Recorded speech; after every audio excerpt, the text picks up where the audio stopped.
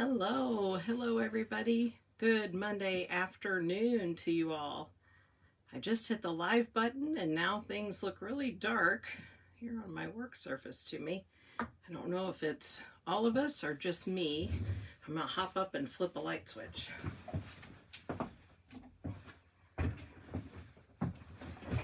I don't know if that helped or not. We'll just see how it goes here. All right, well, it is Monday afternoon here by all means, and it is a brisk day here where we are in Lee Summit, Missouri today. And I thought this morning I wanted to do some crafting with you guys, but it was too dang cold to come out here to the craft hut. So I worked inside, and about noontime got outside for a little bit, and it's not quite so terrible. So here we are, we're in the craft hut. We'll see how long I can make it out here. If I get too cold, we'll call it quits and get back together another time pretty soon to go on. Our main project for today is this scrappy wreath idea here. Simple project. I love simple projects, but I like the way it looks. And if you have some scrap material laying around or something you can steal or rob, then you've got about everything you need. Before we get started though, I want to go back and give a couple of announcements. Now I feel like I'm at church. Okay, announcements first. We worked a couple of days ago on some book covers. This is the one that I started with you guys on the live. And I don't know if you'll remember or not, but I was having a terrible time because the red covering on my book kept lifting up. So after the live was over, I came back in with a piece of blue fabric. It's not denim, it's more of a twill weight. And I just glued it on tight where that was lifting, and that sealed my cover back down.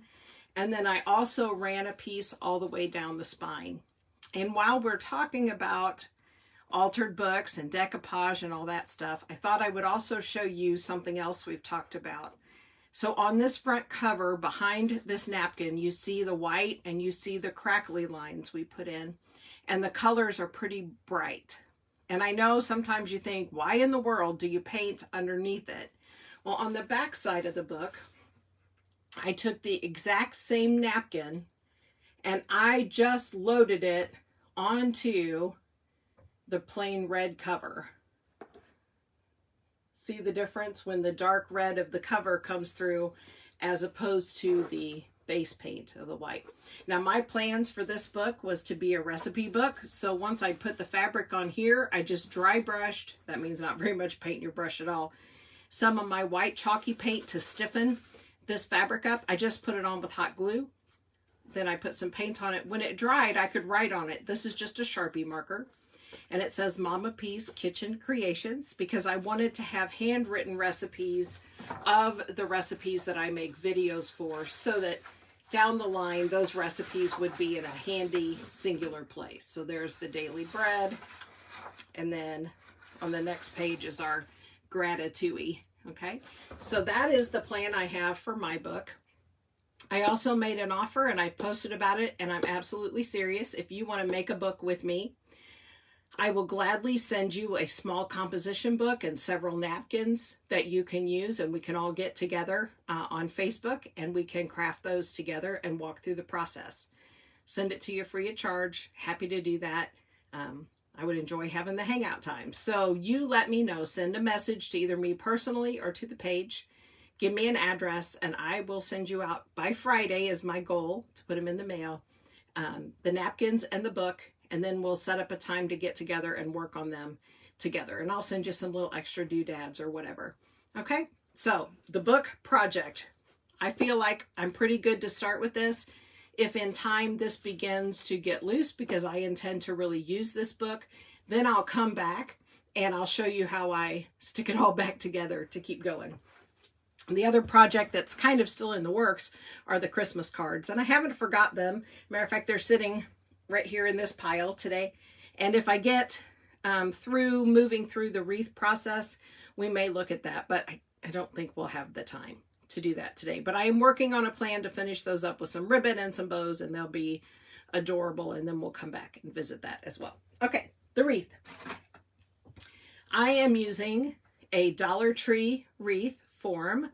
This is the smaller of them. It's a 14-inch round. And that is the same size that is the one behind me. And I think it's plenty big enough. I did buy a few of the larger ones and I haven't done them yet with this, but you certainly could. And so that's all it is. It's a Dollar Tree wreath form. They sell them year round in the round, and they sell them in all different shapes. And this technique would work fine with any of the shaped wreaths that you wanted to use. Okay. And then what we need is some fabric. This one behind me, I was just looking for some fabric that I had here in the craft hut. So I grabbed an old bed sheet. The tan fabric in there is an old bed sheet from the thrift store that I have used on so many projects. The blue was just some blue twill that I picked up at a yard sale a long time ago. And the pink is a patterned, it's a duck cloth that I got at Walmart on clearance this summer. To do the project the way I am describing it to you today, you need about 2/3 of a yard of 4 different fabrics, unless like this one you want to repeat a color. I repeated the blue on that one. But for the one we're going to work on today, I pulled out some Christmassy colors because Merritt said this one had to be 4th of July. And so I'm not waiting 6 months for us to do that. All right, I'm going to tilt the camera down and kind of show you what I have. All right, so I took my 4 fabrics that I chose today. I got a kind of a dark foresty green. I got some red ticking fabric. This is from Walmart. All of this came from Walmart today. This is on a bolt and it is amazingly stiff. This would make some great bows if you're a bow maker. I got some solid red, and then I got some of the same weight, canvasy or duck weight cloth, they call it, in just the off-white. Okay, for starting up, if you're a detail person, I cut 12 strips of the 44 width of each color. Okay, and that is exactly where the project sits right now. So I'm going to start with the green. That's the one I've chosen for the back color of my wreath. I'm going to set all of this over here and hopefully not lose it. Okay, I've got my rotary cutter and mat. I used my rotary cutter and cutting mat to cut my strips, which are 2 inches wide. That is arbitrary. You can make them wider if you would prefer. You can make them thinner if you prefer. It won't change a whole lot, except maybe the number of pieces you put on and how wide they fill out. I just picked 2. So for the back row, I want to cut my strips into 10-inch sections. Okay, that's just what I did, and I like the way it turned out, so we'll stick with 10-inch sections.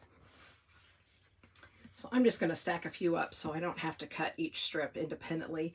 It doesn't make any difference. I almost did this in the house before I came out here so you guys didn't have to sit through stacking and cutting material, but it's not wasted, right? It's not wasted time when we're doing something. All right, so I'm just going to stack them. I've got 3 here. It depends on your scissors. I've got a decent pair of sewing scissors here. I could cut 4 or 5 at once. I could also do this with my rotary cutter if I was still inside with that. I just don't have room here on this little table to set that up. Okay, so then my mat is 13 inches. I don't know who designed this mat, but I'm going to spin it around, or spin my fabric around, because I want to do 10 inches right here. So I'm lined up on the 10-inch line, and then I'm just setting those in my lap.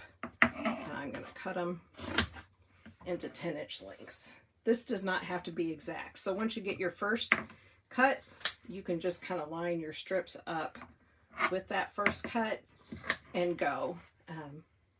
The little bit of variation is not bad in this project.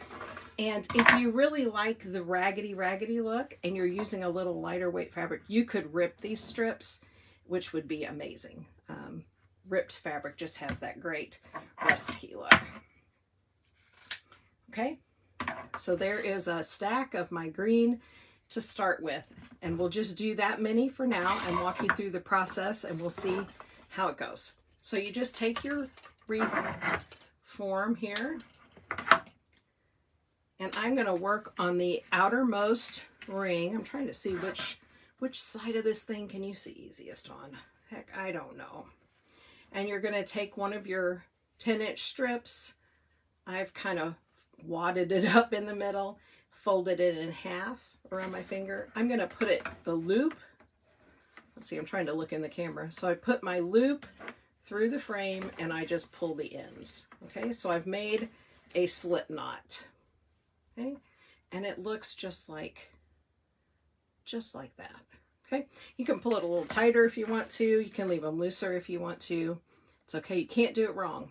And if you're doing them, as long as they are consistent, you'll be perfectly happy, right? The only differences you would find is if some were tight and some were loose. Okay, so when I was doing the one that's hanging behind me, the fabric that I used on the back, it took 9 pieces to fill up my section. So your wreath is divided, this one is divided in 6 sections with the crossbar. And so you work on each section independently, one at a time. Work your way around until it is full. You can cram it full, you can leave it a little looser. I wanted it to be pretty tight because I wanted it to fluff, and I thought it would take that to fluff. Okay, all right. Keep working around here. We'll do one section here on live, and then we'll talk about finishing it off and what we can do to them. Do that, and then I will come back and post some pictures. So in the comments later, if you take a few minutes and watch this video, let me know. Let me know what's going on in your life. My life has been really shaken up in the last week or so. We're going to try to go back to some sense of normalcy tomorrow. I am incredibly relieved that we have survived the upset. I am also incredibly nervous to make another attempt at normalcy. I keep thinking it's been a season. I've missed the women in my life so much that I would talk to. I've probably grieved over and longed for a conversation with my mom or my sister Lois more in the last 2 months than I have probably in the last 5 years. But I'm reminded of my sister Lois's favorite Bible verse, and to have known my sister Lois was to have known a truly, truly magnificent person. She was just something. I don't know where she came from. I don't know how the incredible creature that she was came out of her life, but she was just an amazing woman. She loved God, and she put her faith in God, and she believed in Scripture. And anyway, she and I were close in a very special way, and I miss her a lot. But one day I was visiting with her, and I asked her, I thought, oh, Cheryl, I'm going to get some wisdom here, and I'm going to ask Lois, the smartest woman I know, who has a better grip on Scripture than almost anybody I've ever known in my life. I'm going to ask what her favorite Bible verse is, because, you know, it's going to rock my world. I know it's going to rock my world. Okay, so I have one section that I'm happy with, and this fabric is a little bit heavier weight, so there are 8 ties going around here. You could see that if I really squished, and I might squeeze the 9th one in there, I could compress and put 9. If I really, really got carried away, I could probably get 10. But I'm not that much extra. I'm just this much extra will do 9. Anyway, so I'm all geared up, right, to ask Lois about her Bible verse, because she knows the Bible. And I knew she'd based her life on it. And if she had found a scripture that so spoke to her heart, I wanted it in my arsenal. And I asked her, I said, Lois, can I ask you just a really big question, serious personal question? Well, of course, she said. And I said, what is your favorite Bible verse? Oh man, I was geared up. I was like, man, I got my pencil out. I'm ready. I'm write this down. I am planning my next tattoo to put this wisdom on a tattoo. And she said, oh, that's easy. That's simple question. That's not hard. She said, my favorite Bible verse is, quote, "and it came to pass." And I think I probably tried not to give her that face that I just made here. I thought, what the heck? You know, all the great wisdom in the Bible, and she picked some little offhanded comment stated in Scripture 3 or 4 times to just, I figured it was a narrative tool just to denote the passing of time, like a comma or a semicolon. And she said, oh, no. You've not read my verse the way I read it. I said, okay.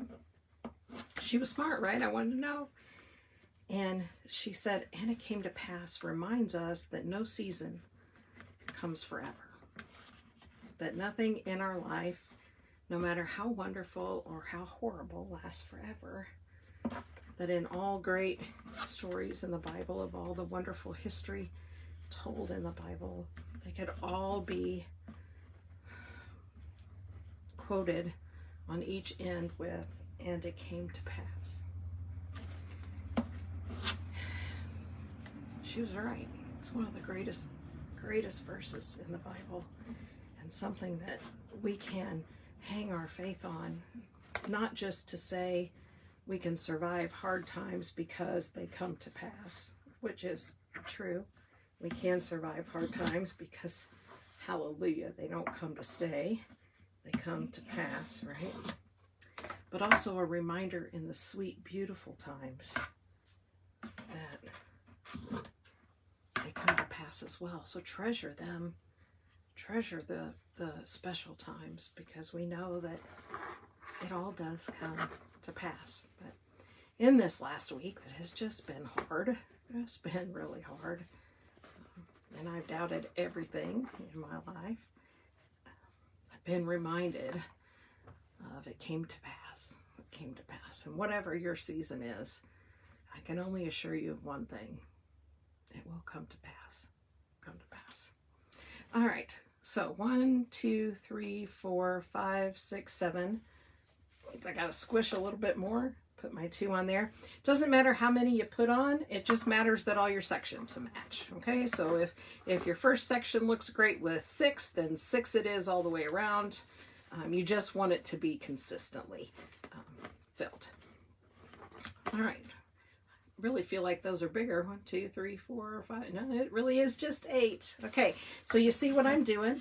I'm taking my strip. I'm just kind of wadding it up in the center so I can get my finger around it, and it's in the middle. Okay, then I'm taking my loop that I made and I'm putting it up through the wreath in the section where I want to place it, right?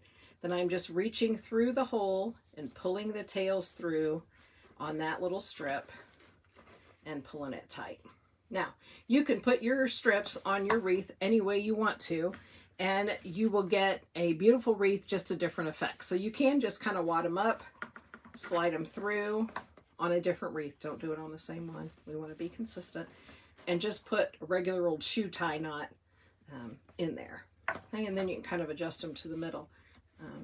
But you can see the difference here. This is the one I did the shoe tie knot, and it's going willy-nilly. And this is the one I did what looks like a bow tie knot to me, or a man's tie knot, and their both ends are sticking through that way. It's just the way I prefer it. Either way works just fine. Just fine. Okay, so we have 2 sections of that. So I'm going to switch up and go to my next color. I've got decisions to make. I think I want the red to be every other. So I have 2 reds, green and white. So I want to do green, red, white, red. So I have my solid red and I have my ticking red, and I love that ticking. So I think I'm going to go with my red. Now I told you I cut everything on the 44-inch, and that's today, right now. I lied. This one, this was a 2-yard piece from Walmart, and it came folded up the other way, and I knew I needed miles of fabric. So in this case, I actually cut it the long way. So in this one, so I have these ends where it's all folded up. That's silly. I'm going to go down here from the ends that are already cut, and I'm going to go 1, 2, 10 inches right here to here. My second row, I do 10 inches. So outer row 10 inches, second row 10 inches. And then on the other ones, on the 2 inner ones, we're going to flip back and we're going to do 9 inches on them just to get a little more fullness. Okay, so 10 and 10. Now these little bits that I have left on the end of the strips, save those because we're going to make some ornaments and some other little doodads with strips of fabric that we will need to be smaller. So hang on to anything that's, you know, 4 inches or so or bigger. I'm going to hang on to these little squares too, because that's how I get in the mess I'm in now out here in this craft hut, is I can't throw away a 1 inch square piece of fabric. Okay, going right back to where I was, where I started up here, and I'm going to do the exact same thing on the second round with my solid red. Okay. I'm taking my strip 10 inches long, folding it in half. I've got it kind of squished together in the center so I can get a hold of it. I'm putting it underneath the bar, opening up the loop, grabbing both of the ends and pulling it through and sliding it over. Once we get them on, we can always go back through and trim them. So if 2 of your layers come out, and this red fabric is not quite as heavy as the green, so it may lay just enough longer that I want some more green to show, you can always go through and trim your entire round if you want to.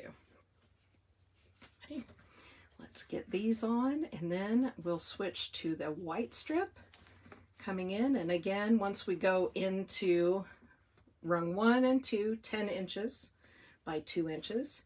Rung 3 and 4 is 9 inches by 2 inches. You could decrease them if you sew a lot and cutting fabric is very, very natural. I think it would be really pretty if they decreased to 1/2 inch each row. So if we'd done 10, 9.5, 9, 8.5, then that would be just great too. Okay, but I'm just gonna do this because I was happy enough with the other one and I like it. Okay. I've seen some of the cutest little things when I first saw this idea. It was not done on a wreath form, but it was done around a canning ring like you would put on a canning jar, and it made the cutest flower. So I think we'll visit that as an idea. And then they took the flat of the lid and they put a tiny bit of padding behind it and covered it in a contrasting, and then you had a middle to your flower. Whoops, that one slipped. Try again. Okay, up and under and through. Straighten them out as best you can. Tug, tug, tug. Hey, what do you think? Red and green. I have a confession to make from somebody who wants to get on here and do creating things. I don't do a lot with Christmas. Not much of a holiday decorator for any holiday. And red and green wouldn't be my favorite combo on a regular given day. But since it's Christmas time and Merritt says this is 4th of July, we'll have to do this. Okay, 1, 2, 3, 4, 5, 6, 7, 8. One more. We'll have our 9. So if you are going to go buy fabric to do this, find you 4 colors that you like that go together. They can vary in their weight. The green and the beige and the ticking are very thick. This is a quilting cotton, so it is not even half as heavy as the other 2, and that's fine. That's fine. Get you 4 different kinds of fabric. If you're going somewhere that cuts your material and you don't want to buy extra material, you need about 2/3, 3/4 of a yard. Will be plenty to get you through each one. Be thinking, because on this one up here behind me, then I finished it with a messy bow, which I'll show you how to do here in a little bit. And for this messy bow, I used some burlap ribbon, but I also just used some more of the fabric strips. So if you decide you might want to put a messy bow on yours as well, then go ahead and get the yard of material, because you may want some bigger strips to do that part with. Okay, there's 3. And here comes 4. This is one of the crafts I really enjoy doing.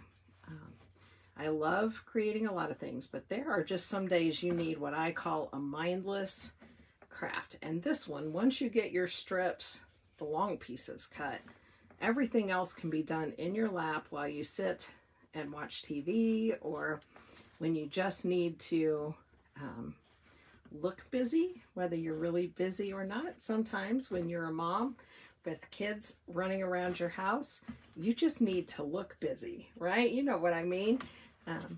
If you appear busy, the kids will walk on by. This is one of those things where you can look busy, whether you're super busy or not. Yeah, I confess that. I am known to appear busy when I am not. Okay, giving that a tug. 1, 2, 3, 4, 5, 6, 7. Okay, I've been laughing at myself all day. No matter how many strips I think I've put on, when I count, it's going to be 7. All right, just grabbing another strip, and I'm going to cut 2 more 10-inch pieces off of that so we can finish that color. And back in the bucket. Okay, here we go. They're in. And on it goes. Tighten, get them about the same length. Sometimes one wants to get way longer. If it does, you can just tug on one. And you can get quite a bit of correction out of that. And again, you don't have to be perfect with it. If you need to trim some when you're done, you can. You can also see that true sewing people probably wouldn't leave this edge on. It's called the selvage of the fabric, where it's bound together. But I, however, don't have a problem with that at all. So I leave mine on. Hey, Miss Laura, how are you? Good to see you. I thought about you 1,000 times. I hope you're doing well. You're doing well. Okay, so now we have solid green and we have solid red. You can get an idea what our wreath will look like as we continue around. And the next one we're going to do is the cream color. Okay, still 2 inches wide in my strips, but since I'm on rung number 3, I'm going to switch from 10 inches in length to 9 inches in length, just to give it a little more stand up. Okay, so line them up and cutting them off. Let's see. I never know whether I'll get more if I unfold or fold. One of the great mysteries of life, right? Okay, so lining up on my little measuring board, 9 and 9. Oh, hey, that works out pretty good.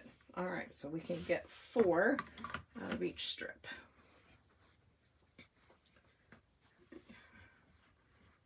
These two didn't cut apart perfectly on my rotary cutter, so I'll just snip those apart.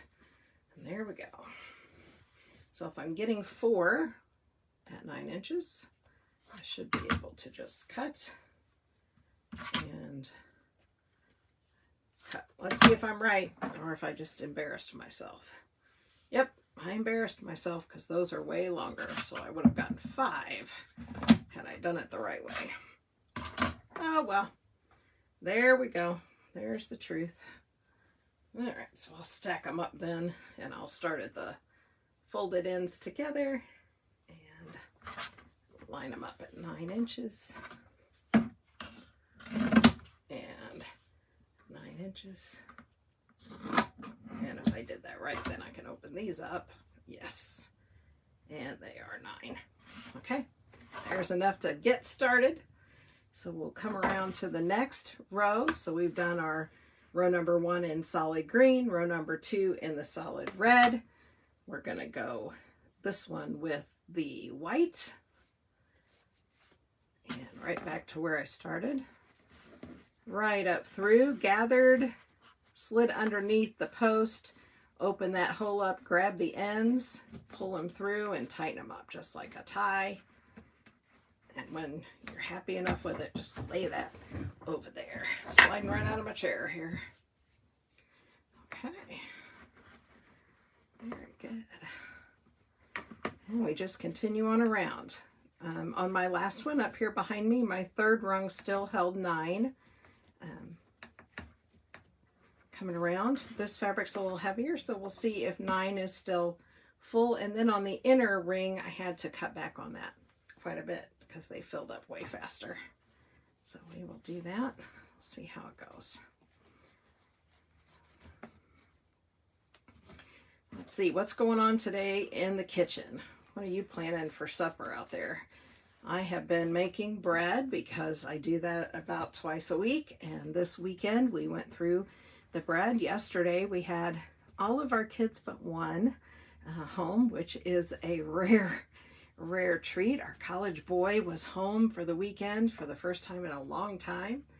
And my oldest son, Jamie, had shared a recipe with me sometime back for a spicy lentil stew. And he likes really spicy food, and I don't, and my husband, Greg, definitely doesn't. So I had shied away from making that spicy lentil stew because I was afraid it would be too much. But about a month ago, I went ahead and just gave it a try. And oh, wow, that stuff is delicious. I'm telling you, it is so good. And I knew that Danny, our college boy, would absolutely love it.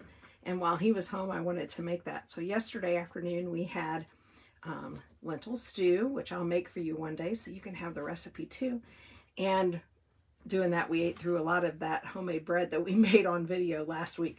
So today had to be bread day.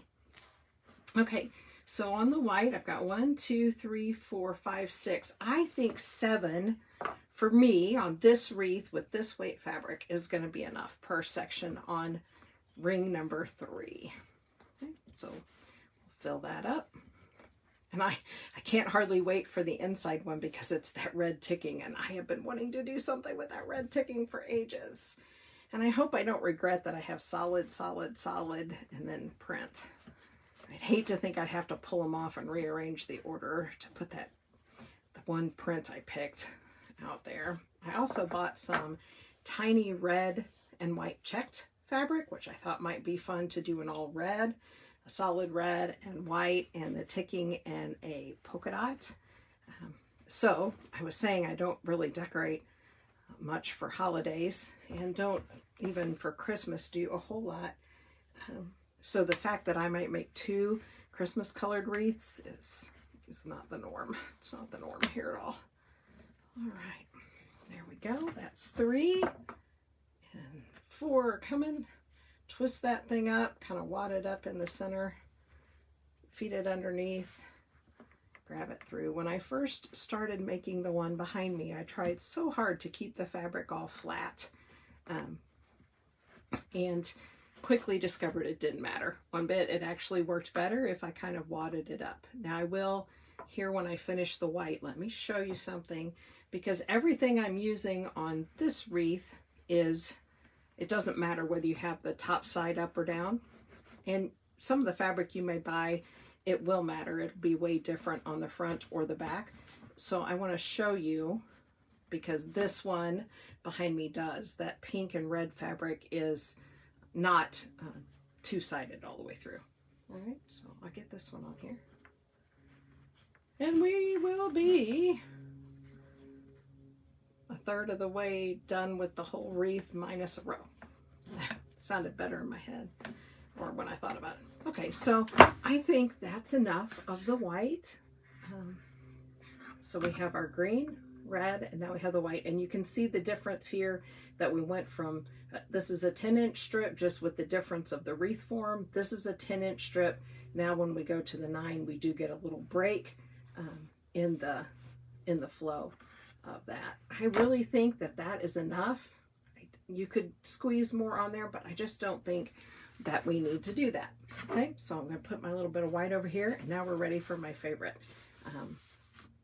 This is ticking fabric from Walmart, and it comes on a bolt, At my Walmart today, it was $5.97 per yard. They have it in red, blue, and black at my Walmart store. This stuff, I never bought any off the bolt before. I bought some of the duck weight cloth that comes pre-folded. I make aprons out of that. And I thought it was the same thing. It is not. This is, it is stiff. It is stiff. So I expect this to be exciting on the wreath because I think it'll really stand up. I'm also excited at the idea of using it like ribbon because it is also going to be firm enough to hold up to looping around and wiring in a ribbon. Okay, so I'm just cutting these to 9 inches, stacking them up, not being really super particular. And I'm just getting my 9-inch strips. Oh, that came out just right. Hey, that doesn't happen often, does it? Okay, so I've got my 9-inch strips. I'm leaving the selvage edge on. You can see in it that it is a little extra white on the end. If that bothers you, clip it off. This one is maybe just a little bit more faded on one side than the other. I don't know if it's going to matter, but we're going to find out here in a second. Okay, here we go. Inside rung. Twisted up my little strip here. This is some stiff fabric, so I'm going to give it a good tug as best I can without breaking the wreath or ripping my fingers off. Okay. I think those stripes are not going to matter too much front to back. Let me grab this one. It's just hanging there on my picture and give you a close-up though. On this one, in here in my 3rd row was where I put this fabric, and you can see it's just nearly white on one side and the other. And you can adjust those as you knot them. Just give it a twist and it will lay mostly. Also in our rustic look, if some of it kind of lays the wrong side up, in the long run, you're not really going to see it.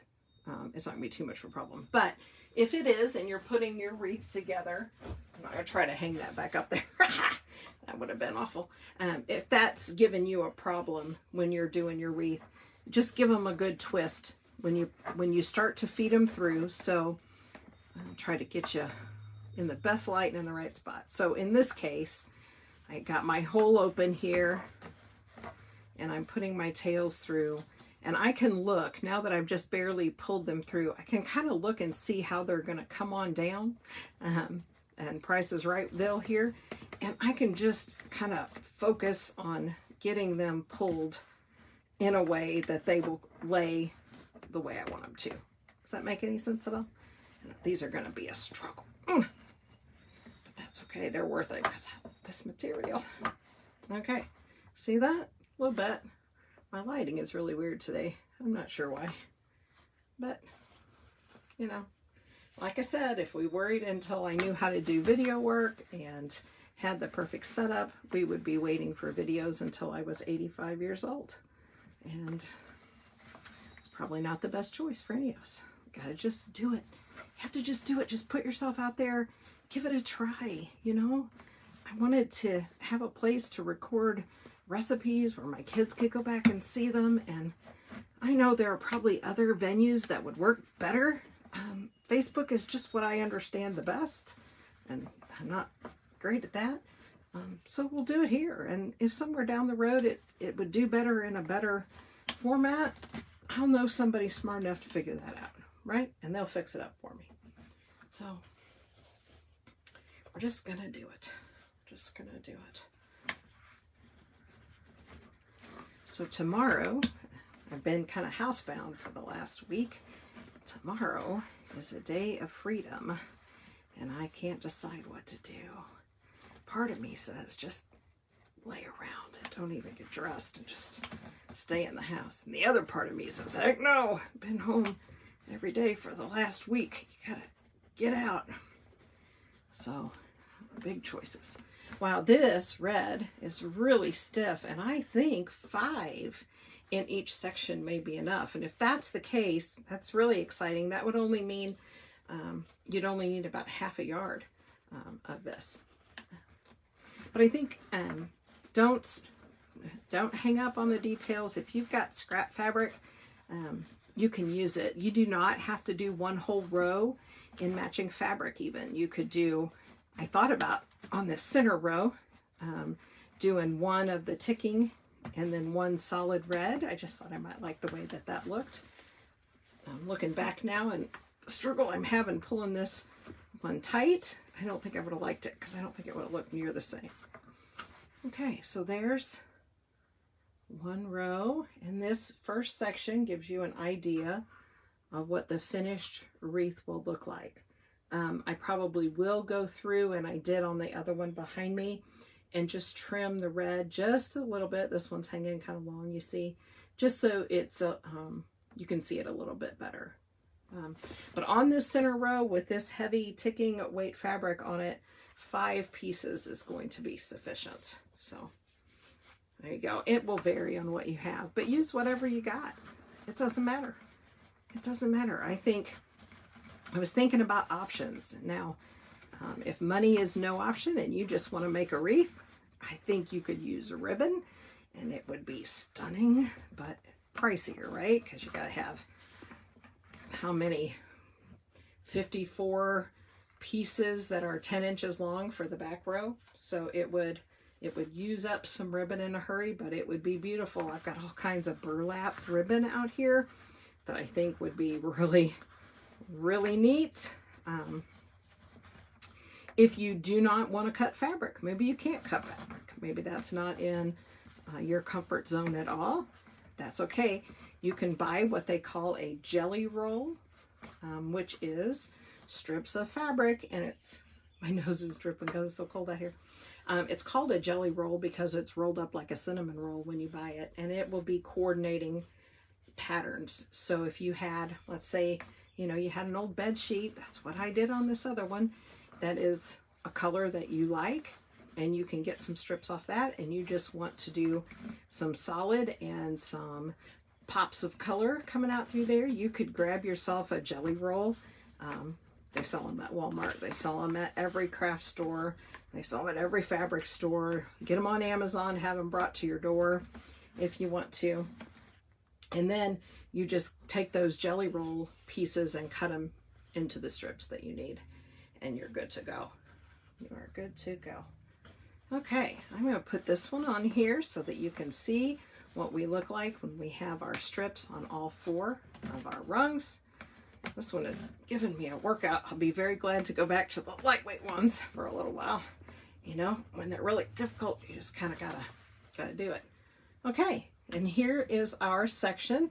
Like I said, this is a 1/3 of the wreath all the way through, and I'm just gonna do the exact same process all the way around. On the one that I completed, I finished it off with a messy bow up here. Now, I did not leave any space for that in my strips. I just went ahead and did my strips all the way around, and then I created the messy bow. So I'm going to show you real simple how to make a messy bow. And I have here by me somewhere, so I could put my hands on it, a big basket I bought just full of Christmas ribbon at a thrift store. You know, if they didn't have thrift stores, I just wouldn't. And I'm going to just grab, I like this one. There is a red and green plaid. Oh, wow. This is plastic red. I can't say I'm a big fan of that one.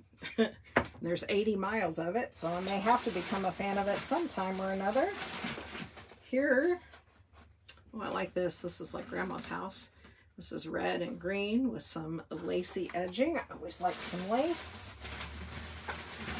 There's another big roll of that red plastic. You never know when you're going to need that. Oh, wow, this is beautiful. I think I may love this one. That's like perfection for what we've got here.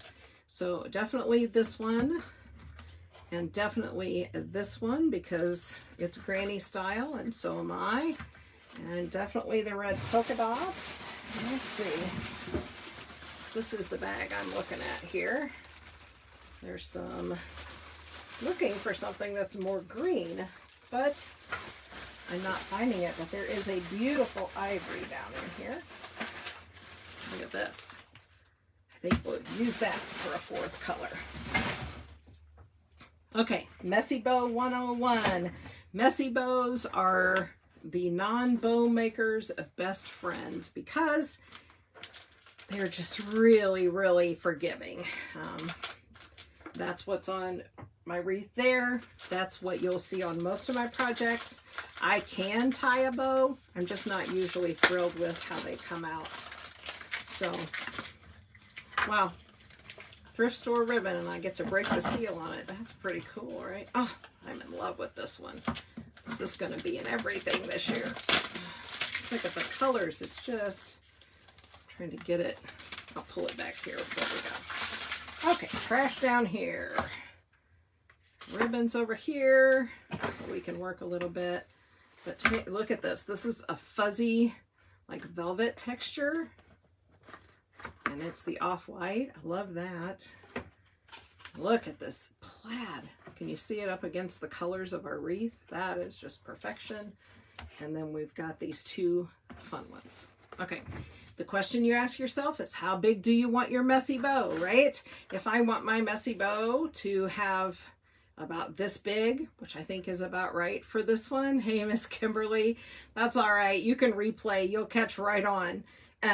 We're just getting started making a bow for our wreath, like the one that's here, which is called a messy bow. And so we're just going to walk through that, and I'll re-hit the highlights on making the wreath, and you'll be good to go. So if I want my messy bow to be about this big, that measures to, on my little handy dandy measuring board, 12 inches. You always make messy bows in sets of 3. So you can have 3 of each ribbon, you can have 6 of each ribbon, you can have 9 of each ribbon, but each of your, I'm going to call them foundational ribbons, your bigger ones, the ones that you're using, you need to have at least 3. You can throw in an odd one here and there of a highlight ribbon, but for the most part, you want to stick with that. Okay, and then this one, I'm in love with this ribbon. I don't usually feel that way. I'm just going to measure out a piece.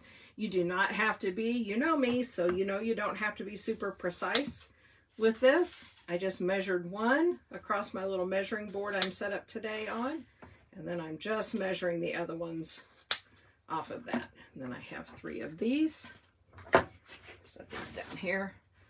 And I love this little red, even though it kind of speaks daisy. I don't know. We'll say it says poinsettia because we're working on Christmas, right? And I'm going to go 12 inches and 12 inches and 12 inches.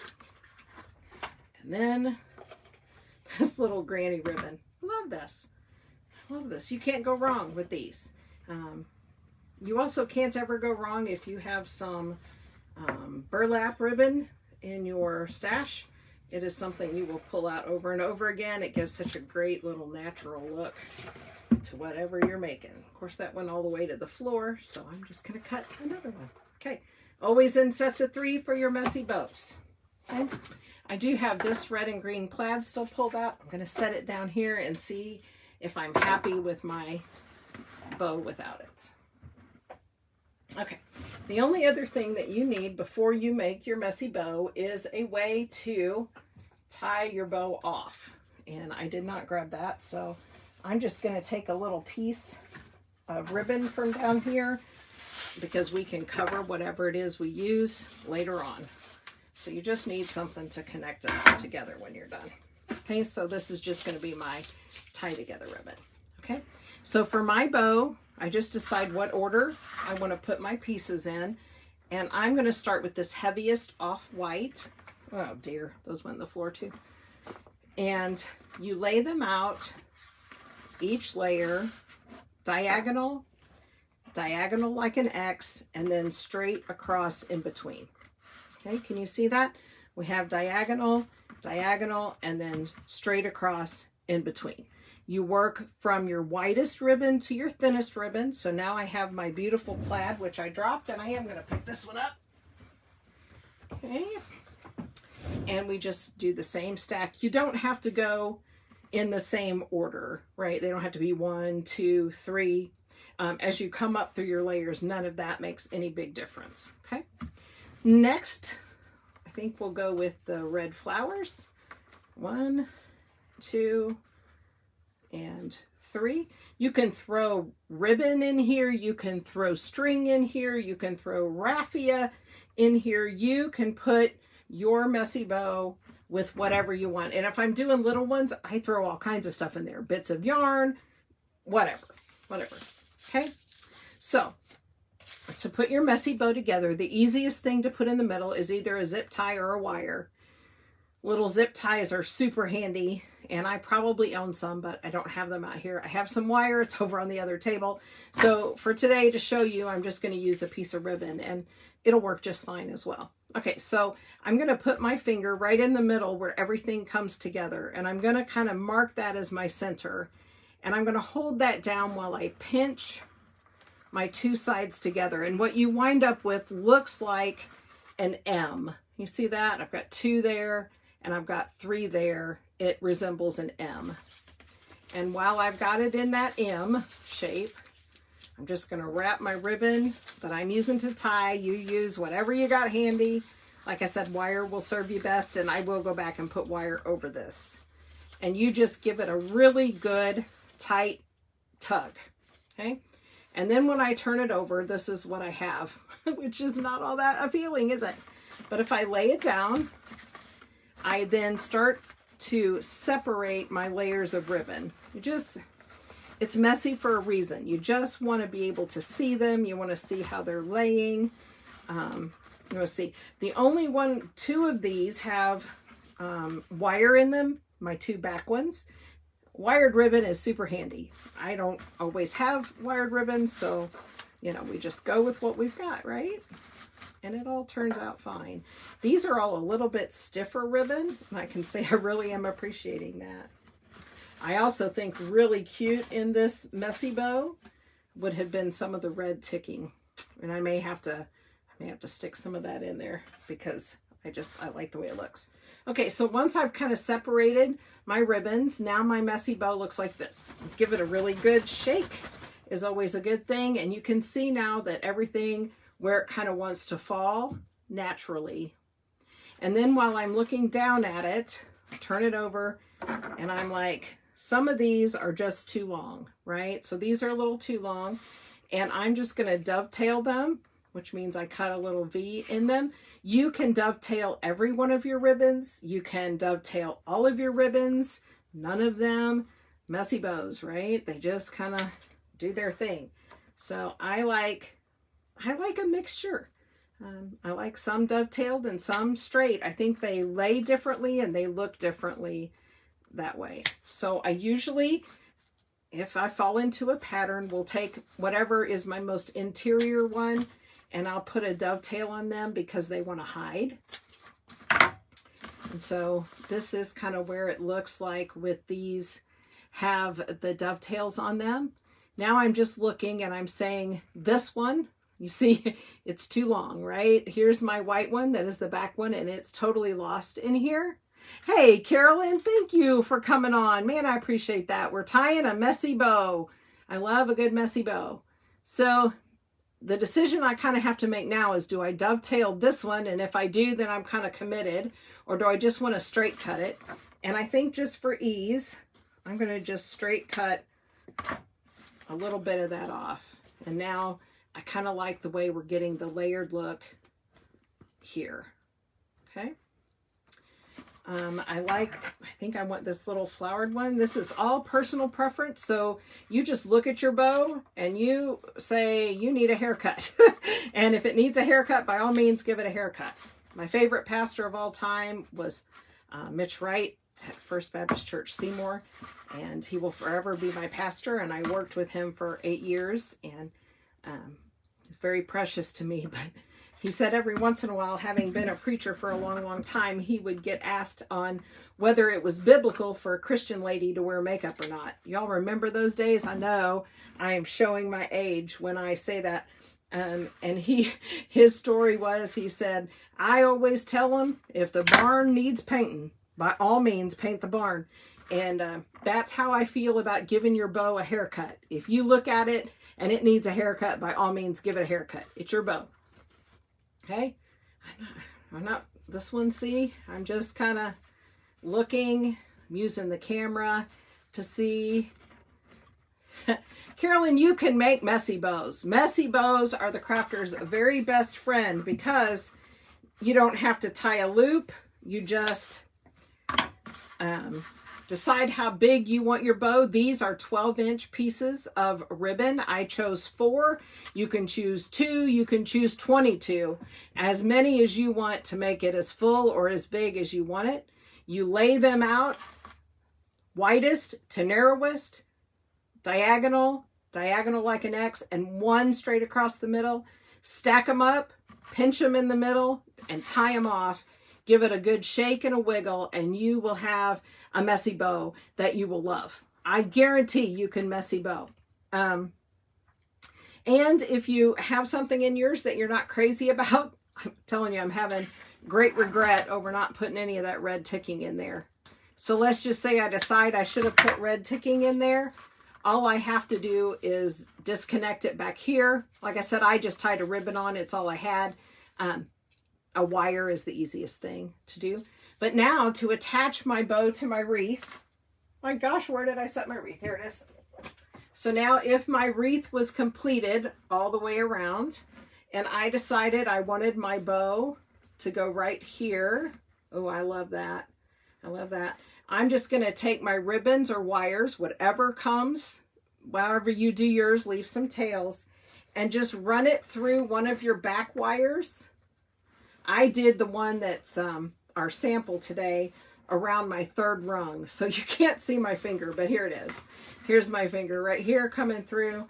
I would just feed one end of my bow on one side of my wire, my wreath wire. Hey, Miss Bonnie, how are you?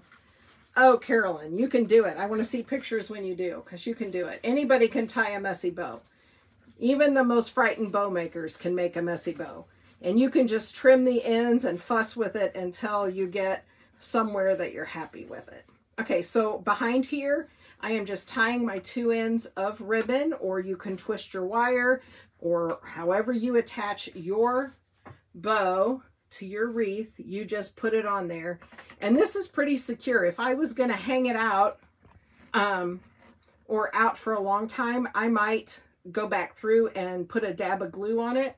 I don't know if you can see it, but it's right here. I just pulled it around and tied it in a knot. Okay. And this is a start. Like I said, this is just 1/3 tied around of our strips.